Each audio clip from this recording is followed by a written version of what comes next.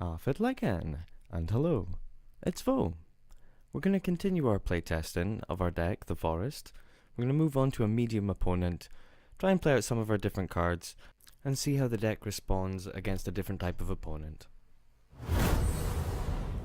As always, we're hoping to see a couple of land and a few things that we can play with those land on our early turns.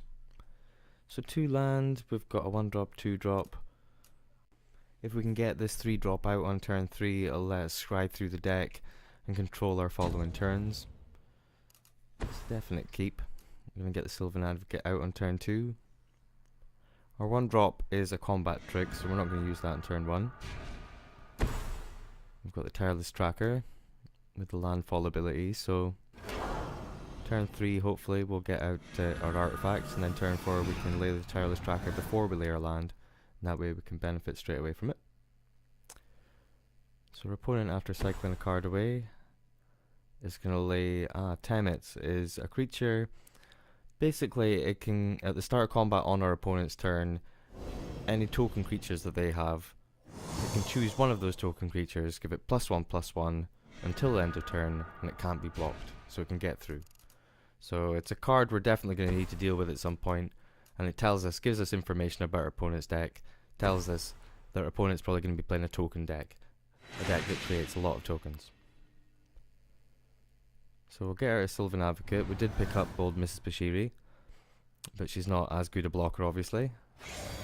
Sylvan Advocate is a 2/3 and Temet is a 2/2, so right, Gideon. Okay, our opponent's playing a Planeswalker, has 3 abilities, can go up 1 to prevent all damage dealt by one of our cards, probably the Sylvan Advocate, until the following turn. It can also turn itself into a creature to come attacking, and it has a rarely used negative ability that you can create an emblem and you can't lose the game as long as you have a Gideon Planeswalker. Oh, okay, so our opponent is going to use the emblem, so even if we get their life total down to 0, they can't lose as long as Gideon is there.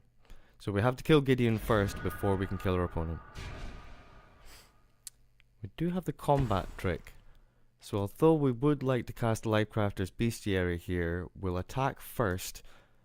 If our opponent doesn't block and lets it through, assuming it's only going to be 2 damage, then we can use our combat trick to suddenly make it 4 damage, and we can take out Gideon straight away. So we'll see if the AI falls for it, essentially.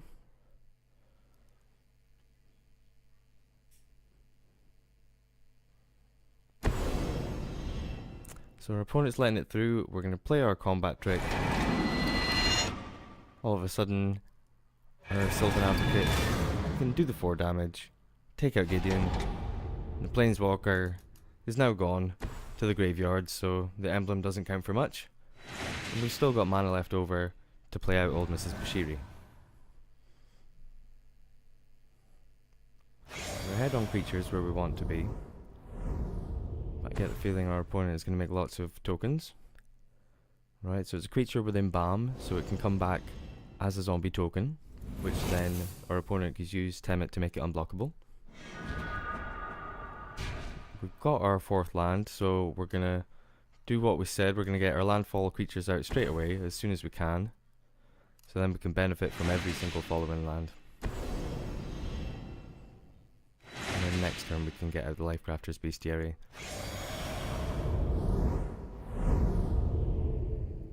To draw a card, sacrificing a clue is more expensive than paying 1 every time you lay a creature to draw a card.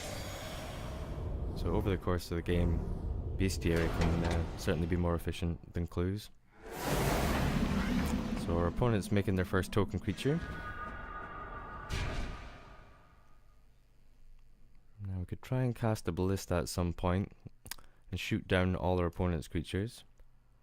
But we're going to follow the game plan here. So at the beginning of our upkeep we get to scry one. We get to have a look at the card we're about to draw and decide whether we want to draw that one or put it on the bottom of our library. If we put it on the bottom, obviously we'll draw the next card down. This can help us find extra lands when we need to, or creatures when we need to.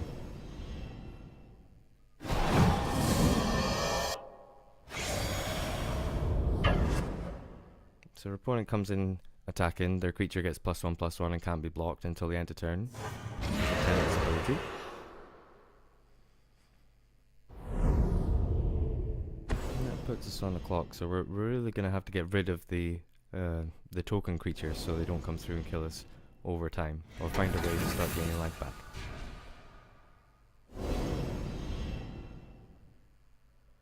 So here's our scry. Do we want a forest? We always want a forest. So another land, another glue.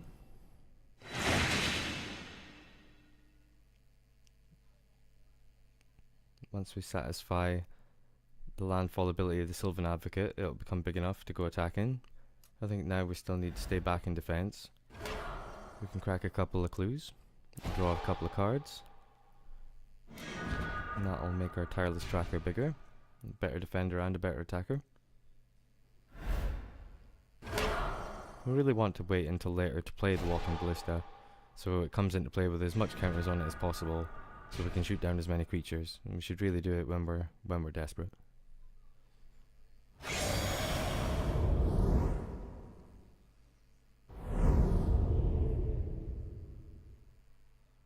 Again, we want to stay back on defense. If we attack, our opponent could use both creatures to multi-block and defeat our creature. We could get rid of Temet that way, and we can do it in a pinch perhaps. But our opponent could choose to let it straight through. We're left pretty defenseless. And our opponent is the aggressor in this situation. This is like a cat lord that gives all cats +1/+1 and brings in a couple of tokens which have life links, so our opponent can be gaining some life back when the token's made unblockable and it comes through and it gets us.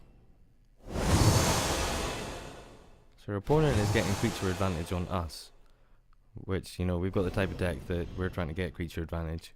We could start making tokens with Mrs. Bashiri. We definitely want to use this so we can start gaining life back immediately. So now when we lay a land, we can gain 2 life and make a clue.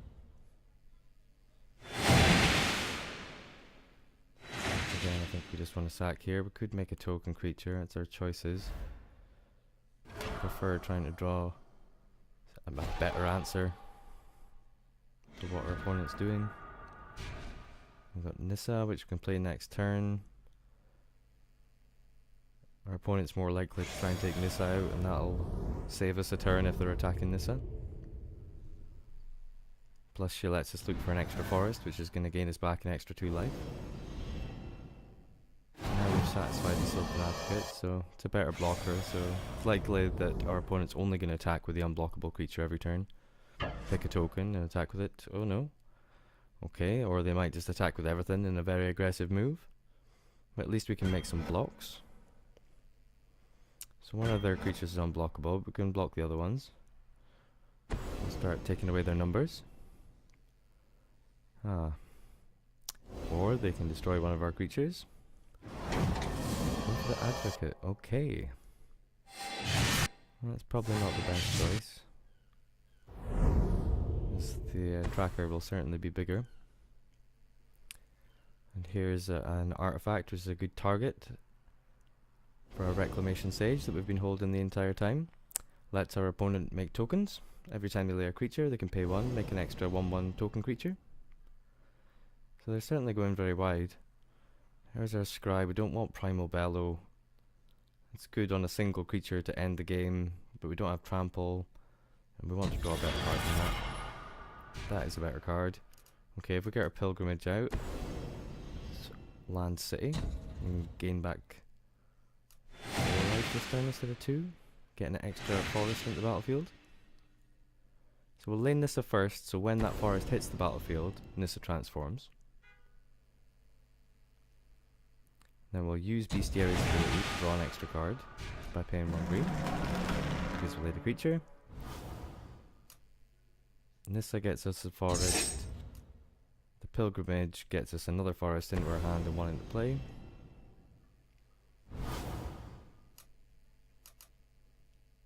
Now we have Spell Mastery because we put Blossom in defense or Combat Drake, and that Nissa Spell into our graveyard. And now if we find another Nissa's Pilgrimage, it'll let us get 3 lands out of our deck, not just 2. So we could make a creature token here. We could make a 4/4 to try and help block, but I'm greedy. I'd rather we go for the +1 ability. That's fine. A land straight into play, gains 2 life back, keeps us alive just the same way as a blocking creature would. You only need 1 life at the point of winning the game. You know, life total is only a resource. People worry about staying on 20. Some life gain decks want to try and stay above 30. You don't really need to. Doesn't matter how many life points you have left over when you win the game, as long as you win the game. We can't really defend Nissa. Our opponent's very likely going to swing in and kill her. So if we attack and our opponent blocks, it gets rid of one of their creatures. If not, they can always let it through, takes your opponent down a little bit. But again, they don't have lethal damage, even if they swing at us with everything rather than going for Nissa. Bird person isn't going to get the job done, doesn't have haste. So yeah, even if they attack us with everything, they can't kill us. And as I say, it's very likely we're going to go for Nissa.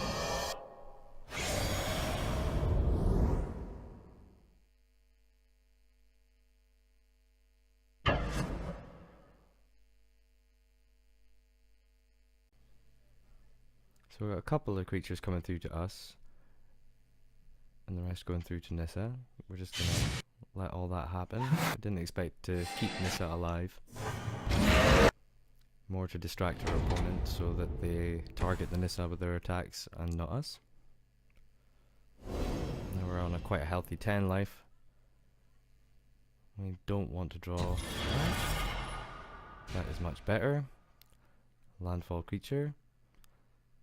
So again, could slap our land down, but we want to lay this creature first. So when we lay that forest, it gets +2/+2. It's a trampling creature, so the bigger we make it, we can use him for the final swing.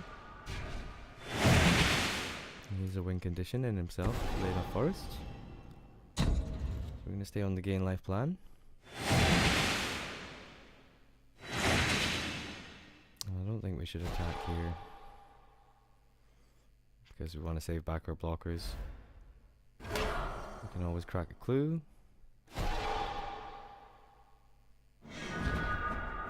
Alright. Second, this is Pilgrimage to get our 3 lands. Third spell.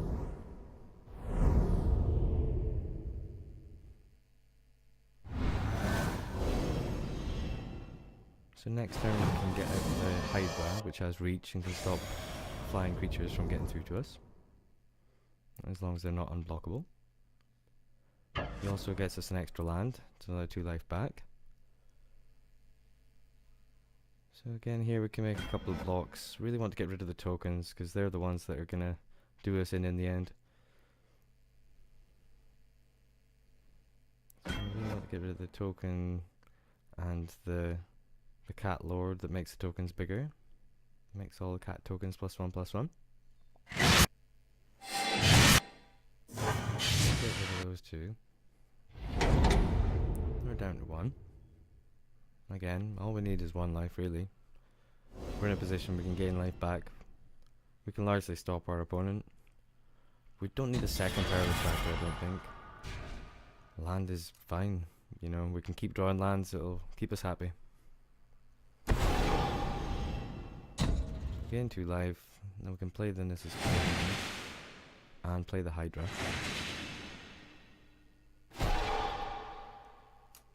Unless we want to destroy, use the Reclamation Sage to destroy extra cards. That way we can destroy our opponent's artifact that keeps generating them tokens. Stop the onslaught of token generation. And then here we could do 3 damage with Sovereign Skyship. We're going to be countered unless we pay 1, so we'll pay 1. And we can do 3 damage to the flying creature, or Temet, or we've got choices. I suppose we can block the flying creature with the Skyship. token. When our opponent goes to attacks, we can tap our creatures to crew up the Sky Sovereign and use it as a flying blocker, like a surprise flying blocker. So if we hold back here, yeah, we will survive. That's a testament to our liking cards, our synergies with our landfall. So we're pausing here, and we're gonna crew up the Sky Sovereign by tapping these two creatures.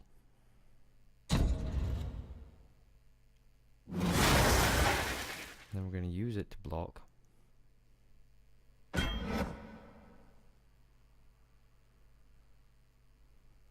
Opponent's numbers are now dwindling right down. They can only get through for 2 every turn, but we keep gaining 2 every turn. Then we should just start attacking in.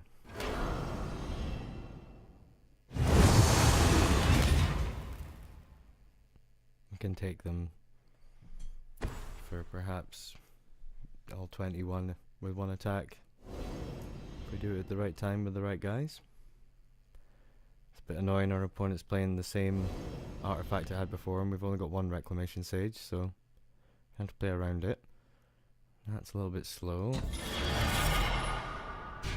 That's a lot better. So we've got Sandworm Convergence. We can stop flyers altogether, and we can make 5/5s like we did last game. Try down a slightly different route. Get Decimator of Provinces. That's how we won the last game as well. I think we definitely want to prioritize the Nissa's Pilgrimage, getting the land in, because we don't want to die from this position to some amazing play. If our opponent suddenly lays a second Temet and the unblockable creature gets +2/+2, we could die. I'll try and play around that, gain a few more life. My Pilgrimage and then Hydra.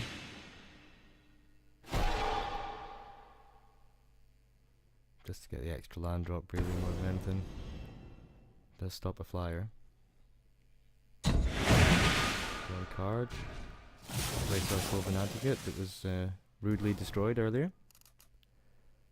And the Hydra can get any land, so we'll get our 1 special land that isn't a forest. That can make one of our creatures unblockable. I don't think we'll necessarily need to do that, but we can. You know, we could crack a clue, but I think it's better just to replace our Sylvan Advocate, get his brother or his cousin, whoever he is, out on the field. He's out for vengeance. So we're going to crew up the Sovereign and attack. When we attack with the Sky Sovereign, it deals another 3 damage to a creature that our opponent controls. So we're going to swing on in there and take one of our opponent's creatures out.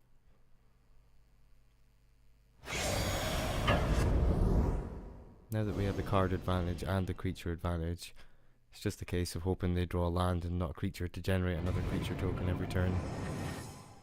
And we'll slowly or swiftly destroy their army. So he's blocking with the bird creature, the bird man, but he can embalm him and bring back as a zombie token, which can then be unblockable. But we are going to need to get rid of them and their embalmed copies. So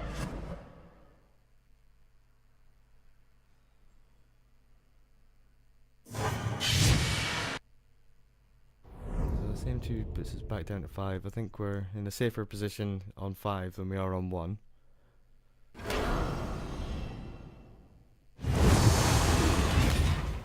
And our opponent does embalm a creature.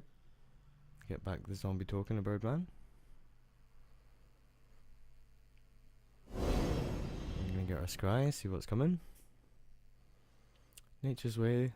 Click removal spell. We can get rid of one of our opponent's creatures. We're going to gain our life first, obviously.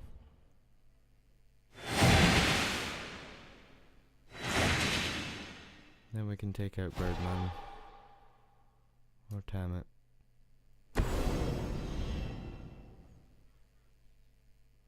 think the 10-minute attacks is something we can control. We know it's 2 if they're just attacking with a little 1/1 token. This token here. And then we can maybe finish it right here if we put enough. Yeah, if we can get 6 counters on, and then use our 1 spare mana to draw a card. And we can use the counters on the Walking Ballista to kill the rest of the army, and then make a big swing in.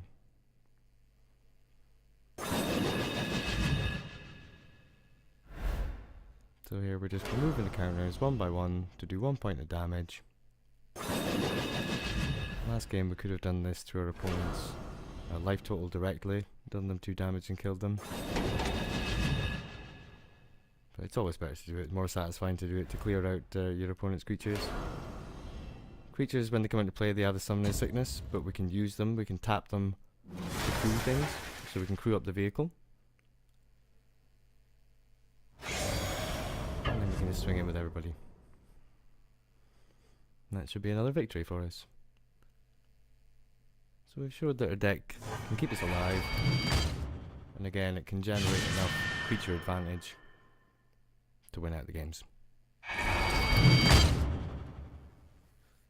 I do have videos against a hard opponent and against a real person online. We'll save that till after Magic Mondays tomorrow. Tomorrow we're going to look at a 2-color deck, a black and white deck, that has a tribal theme of zombies. So we're going to go through combining 2 colors to make a deck, and tribal decks. So we'll see you for that tomorrow.